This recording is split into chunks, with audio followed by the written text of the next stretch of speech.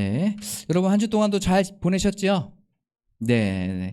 다 보니까 잘 보내신 것 같아요. 그리고 오늘 또 여행을 떠나시는 가정도 있고 아마 지금 인천공항에 도착해서 이미 출국해서 가겠죠? 가고 있겠죠? 그래서 안전하게 잘 갔다 올 수 있도록 여러분도 기도해 주시면 좋을 것 같아요. 그리고 오늘 예배에 참석하지는 못했지만 온라인으로 같이 드리고 계시는 성도님들도 환영합니다. 제가 얼마 전에 그 보이스피싱에 대해서 좀 생각하게 되는 계기가 있었어요. 여러분 그 보이스피싱 하면은 뭐 하는 거죠? 그게 어떤 거예요? 전화로 해가지고 사기치는 거 맞아요. 사기치는 거예요. 전화하고 당신 큰일 났습니다. 여기가 뭐 검찰입니다. 또 경찰서입니다. 막 이런 거 그 얘기해 놓고 이제 그 상대방에게 마음을 불안하게 한 다음에 통장에 있는 돈을 빨리 다른 곳으로 옮겨야 됩니다. 막 이렇게 하면서 다른 사람의 돈을 사기쳐서 빼앗는 그런 게 바로 보이스피싱인데요. 이 보이스피싱 지난해 통계를 보니까요. 보이스피싱에 걸려서 피해 금액이 7천억이 넘는다 그래요. 어마어마하죠. 7천억이 넘는다. 아마 여기 계신 분들도 한 번 이상쯤은 다 보이스피싱 연락을 아마 받아보셨을 거예요. 그렇죠? 아직 넘어가 보신 분은 없죠.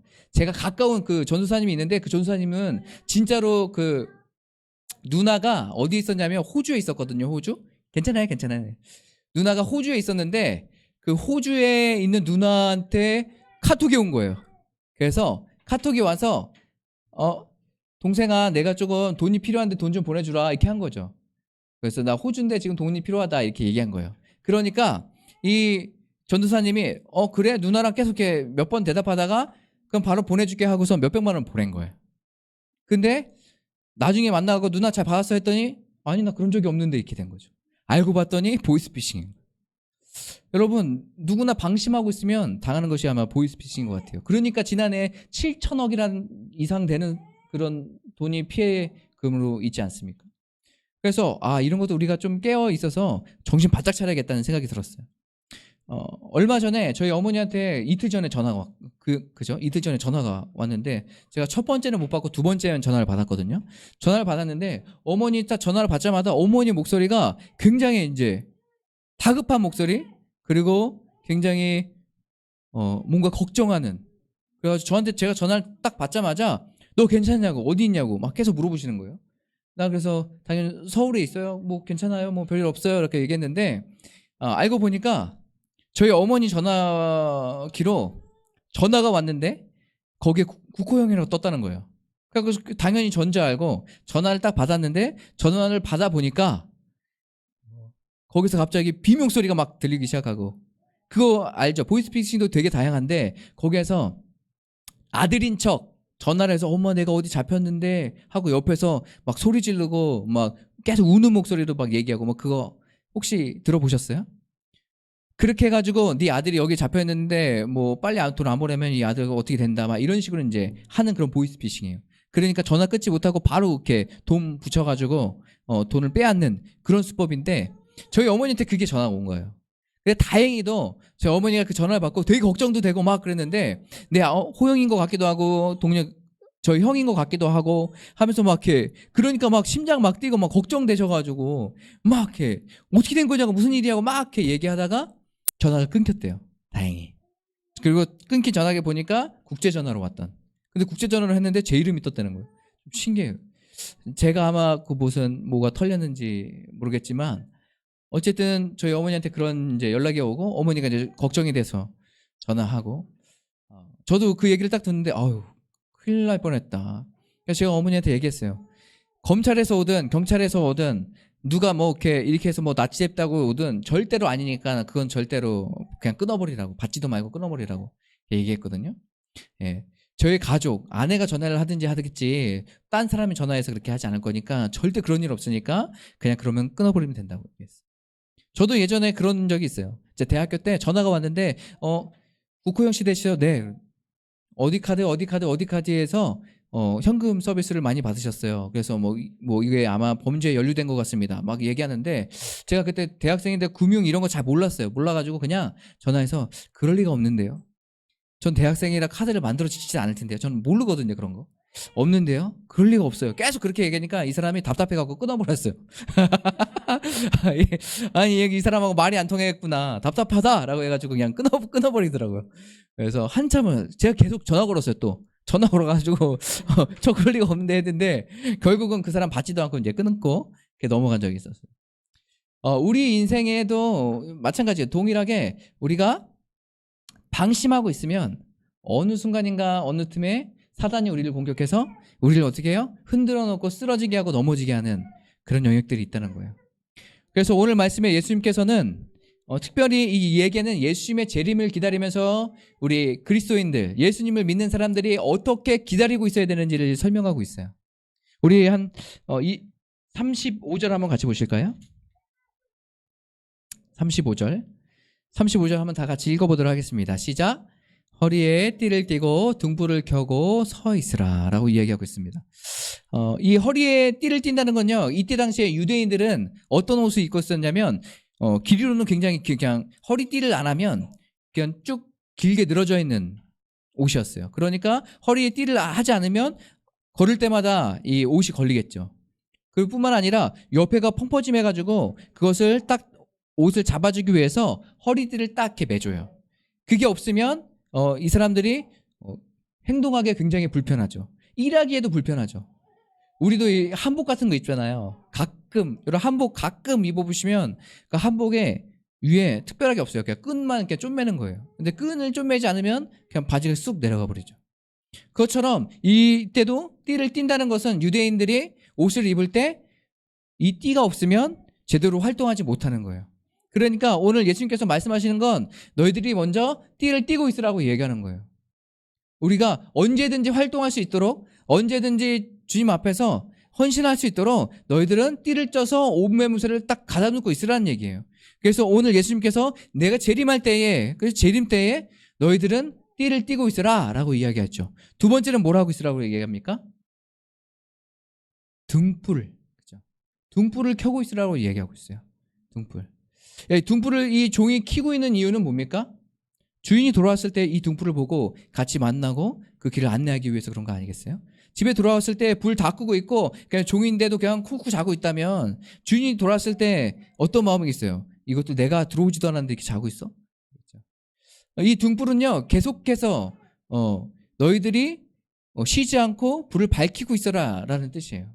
그러니까 우리 인생에 허리를 띠고 언제든지 움직일 수 있도록 하고 너희들이 언제든지 불을 밝히고 있어서 너희들이 그때에 예수께서 오실 때에 주인께서 오실 때에 너희들의 삶에 변화 없이 즉각적으로 반응할 수 있도록 너희들이 지금 그렇게 행하고 있어라 라고 이야기하고 있습니다.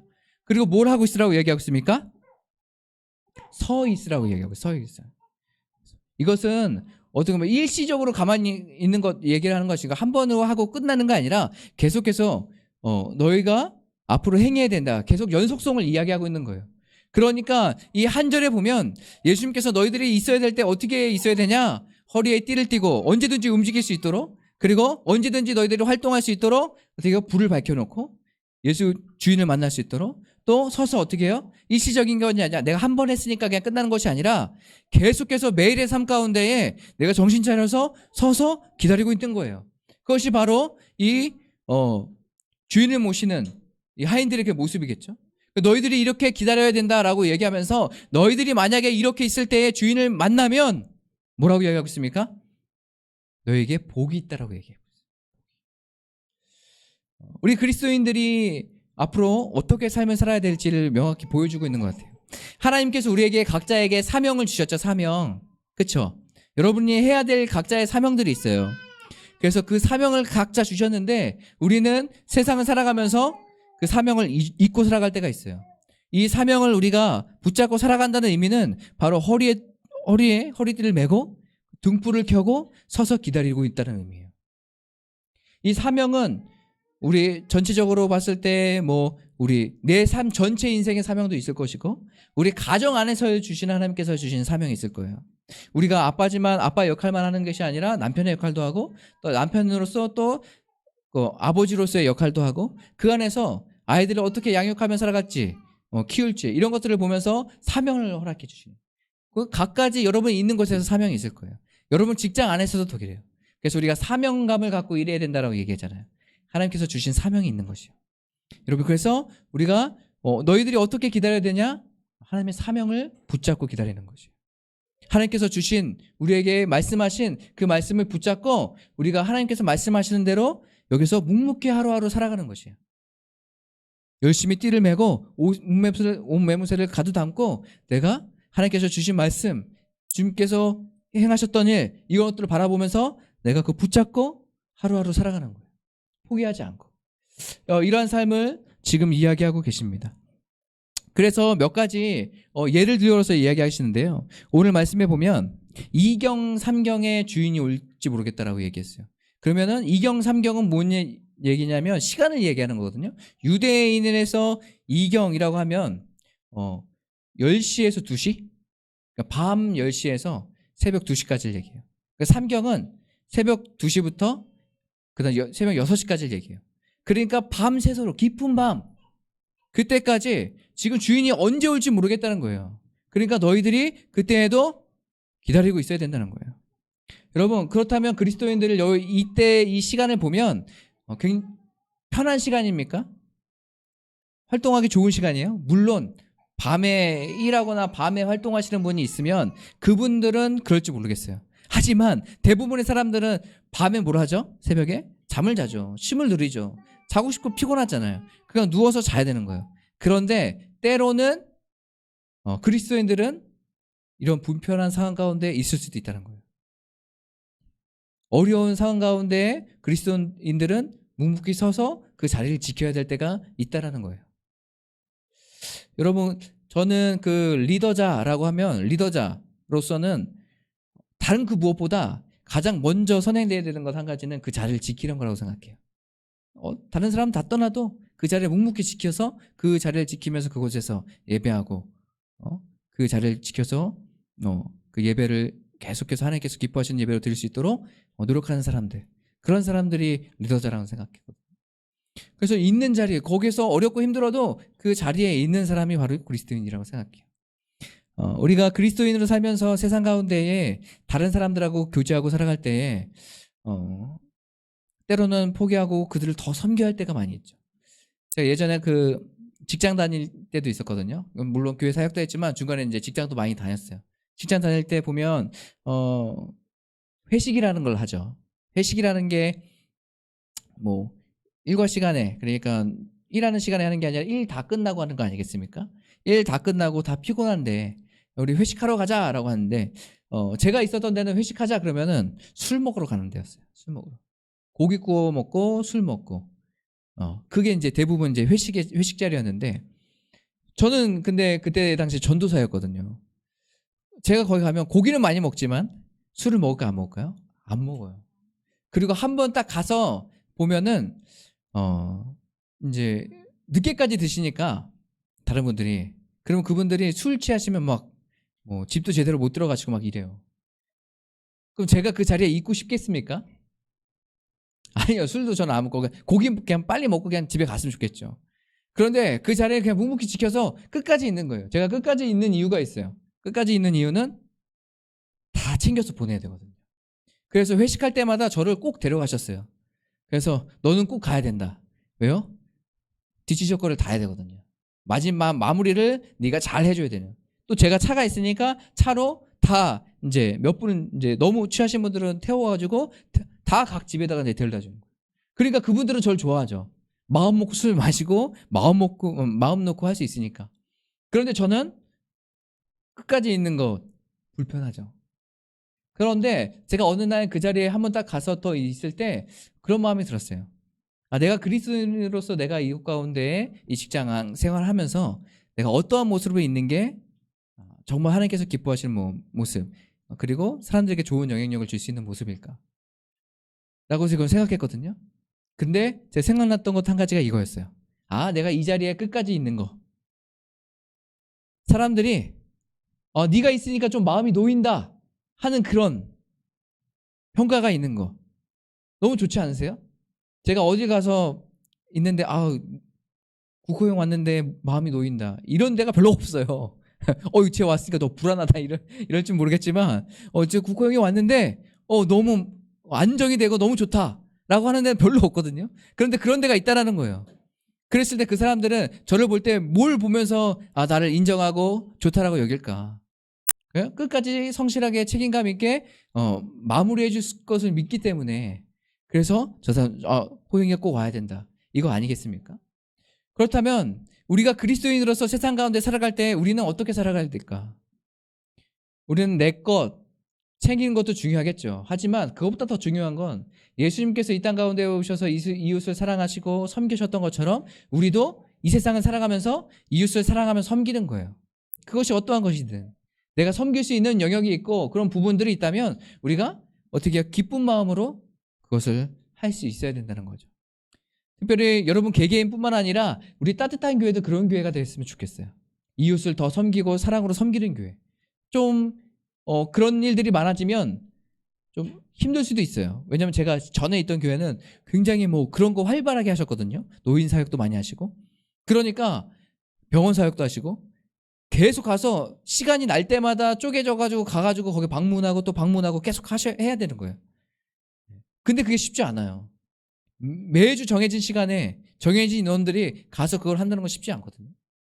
그렇지만 그럼에도 불구하고 교회가 해야 되는 사명이라면 우리가 때로는 그것을 위해서 우리가 섬겨야 되는 자리에 있어야 된다는 것도 우리가 기억해야 되지 않을까 생각돼요. 그래서 우리가 예수님께서 오늘 말씀하신 것처럼 너희들이 기다리라. 어떻게 해요? 띠를 띠고 그리고 등불을 켜고 서서 기다리는 거예요. 그러니까 하나님께서 주신 사명을 그냥 묵묵히 그 자리에서 하시면서 기다리는 거예요. 예수님께서 언제 오실지 모르죠. 그날을 기대하면서 하루하루 우리가 하나님께서 주신 사명을 가지고 성실하게 나간다면 오늘 이 종들이 무엇을 얻게 된다고 그랬어요? 복을 얻게 된다고 얘기했어요. 이런 축복과 은혜가 우리의 삶 가운데 함께할 줄 믿습니다. 우리 옆 사람 보시면서 이렇게 인사하실까요? 우리 하나님께서 주신 사명 잘 감당합시다. 이렇게 한번 해보실까요? 시작. 하나님께서 주신 사명 잘 감당합시다. 하나님께서 주신 사명 잘 감당합시다. 네, 우리 시간에 같이 찬양하고 싶은데요. 나는 주님께 속한 자라는 찬양이에요. 이 찬양 가사를 한 번씩 생각해 보시면서 하나님, 내가 있는 자리에서 있는 곳에서 하나님의 뜻을 구하고 또 하나님께서 주신 사명 잘 감당하게 도와주세요. 내가 그리스도인으로서 세상 가운데 때로는 불편하게 살아도 또 다른 사람을 섬김으로 말미암아서 내가 힘들어져도 하나님, 내가 그때까지 끝까지 포기하지 않고 하나님께서 주신 사명 허리들을 메고 등불을 켜고 서서 성실하게 그 자리를 지키는 사람들이 되게 도와주시옵소서라는 마음을 가지고 이 시간에 같이 이 찬양 부르고 기도하며 주님 앞에 나가시겠습니다. 이 땅의 내 삶이 비록 버겁더라도 주님의 선하시 나 믿으며 가리. 이 작은 자통에 주가 이루어 가시니 감사로 사는 삶 나 살기 원하네. 내 사는 시간 속에 주 일하시네. 내 모든 여정 속에 함께 하시네. 깊고도 크신 주께 영광을 나보리라. 위대하신 주 나는 주님께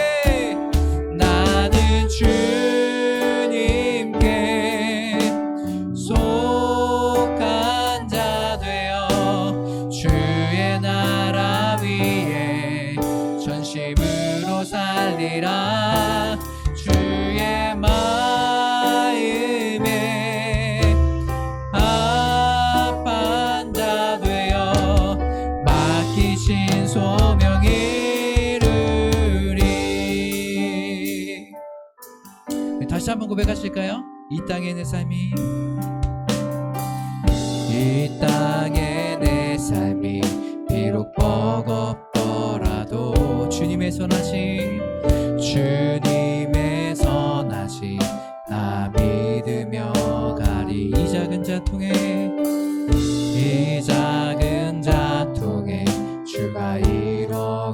하시니 감사로 사는 삶 나 살기 원하네. 내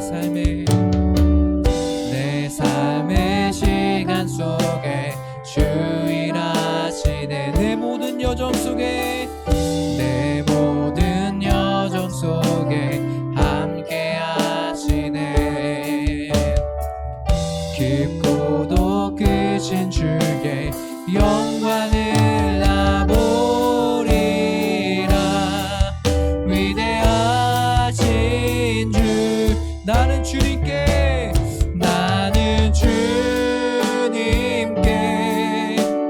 속한 자 되어 주의 나라 위에 전심으로 살리라. 주의 마음에 합한 자 되어 맡기신 소명 이루리. 아멘. 우리 시간에 같이 기도하실까요? 오늘 예수님께서는 믿는 그리스도인들에게 말씀하십니다. 깨어 있으라고 말씀하세요. 제가 이 말씀을 묵상하면서 깨어 있는다는 게 뭘까? 라는 걸 생각했어요. 두 가지가 생각나더라고요. 이 깨어 있는 것 첫 번째는 기도하는 거예요. 기도하는. 예수님께서 제자들에게 너희들 깨어서 기도하라 라고 말씀하셨던 것처럼 우리가 깨어 있다면 우리는 반드시 기도해야 되는 거예요. 이것이 바로 깨어 있는 삶입니다. 또 한 가지, 깨어 있는 삶은 뭘까?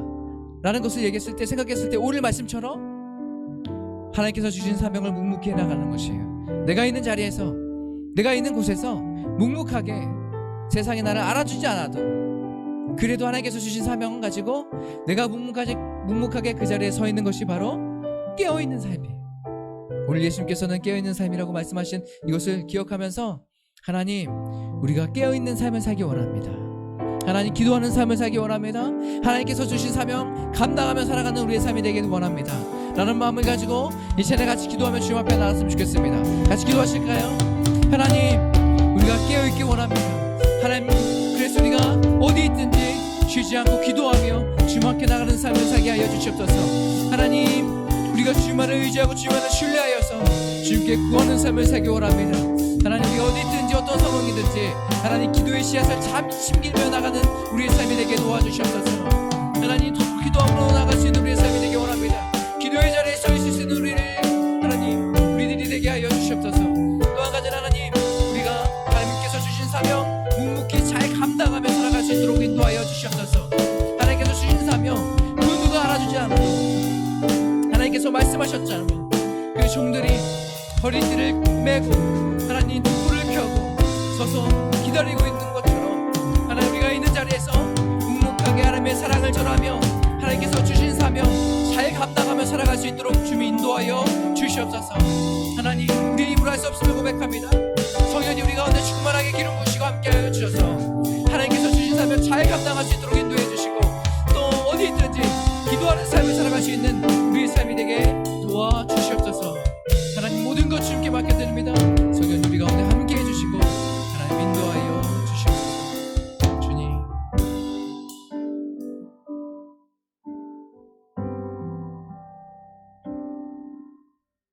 우리 한 가지만 위해서 다 같이 기도하실까요? 같이 기도하실 때에는 우리가 이런 삶을 살려면 우리의 힘으로 할 수 없어요.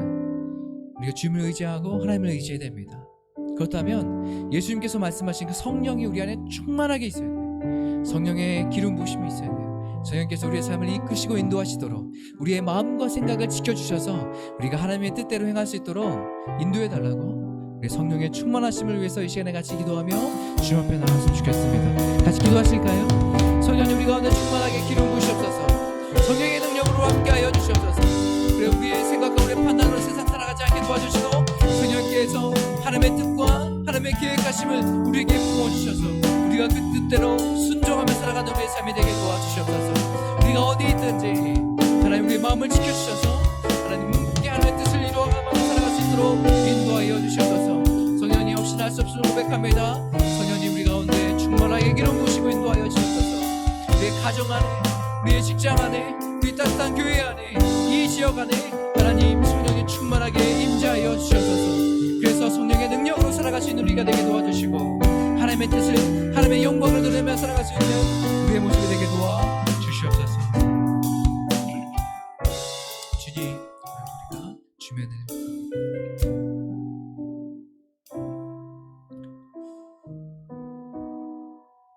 하나님, 우리가 허리띠를 띠고 등불을 밝혀서 서서 기다리는 자들에게 도와주시옵소서. 그래서 어느 때든지 예수 그리스도가 올 때까지 깨어 있을 수 있는 우리가 되기를 소망합니다. 그래서 하나님, 우리가 더 기도하길 원하고 더 성령님을 구하며 성령 충만하길 원합니다.